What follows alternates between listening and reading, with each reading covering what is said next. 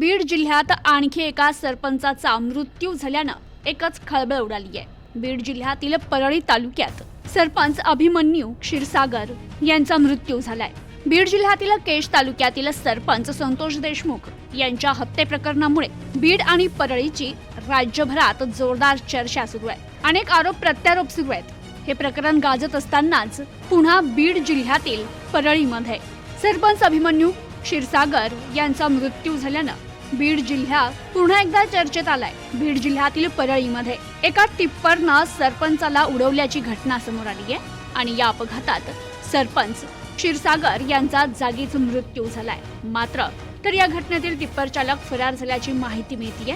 मात्र हा अपघात होता की घातपात याबाबत नागरिकांमध्ये चर्चा सुरू झाली असून याचा पोलीस पुढील तपास करतायत। तर बीड जिल्ह्यातील या घटनांमुळे बीडमधील कायदा सुव्यवस्थेचा प्रश्न उपस्थित होतोय।